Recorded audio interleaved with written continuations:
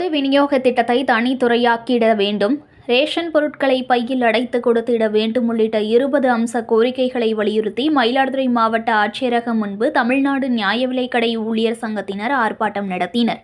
மயிலாடுதுறை மாவட்ட ஆட்சியர் அலுவலகம் முன்பு CITU சங்கத்துடன் இணைந்து தமிழ்நாடு நியாய விலைக்கடை ஊழியர் சங்கத்தினர் நடத்திய மாநிலம் தழுவிய ஆர்ப்பாட்டம் நடைபெற்றது. சங்கத்தின் கௌரவ தலைவர் ராஜேந்திரன் தலைமையில் நடைபெற்ற இந்த ஆர்ப்பாட்டத்தில் CITU மாவட்ட ஒருங்கிணைப்பாளர் மாரியப்பன், மாவட்ட நிதி காப்பாளர் ராமானுஜம் ஆகியோர் சிறப்பு அழைப்பாளராக பங்கேற்று கோரிக்கைகளை வலியுறுத்தி பேசினர்.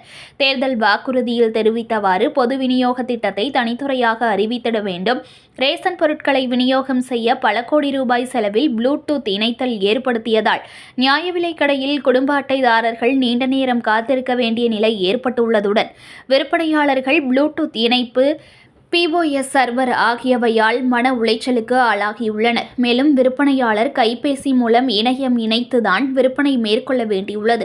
எடையாளர் ஒருவர் அவசியம் தேவைப்படுகிறது. மேலும் புதிதாக இல்லம் தேடி பொருள்கள் விநியோகம் என்னும் புதிய திட்டம் மூலமாக வாகன செலவு, லோட்மேன் தேவை, எடையாளர் அவசியம், மழை பெய்யும் நேரத்தில் சேதம் ஏற்படுவது உள்ளிட்டவைகளை நியாய விலைக்கடை ஊழியர்கள் எதிர்கொள்ள வேண்டியுள்ளது.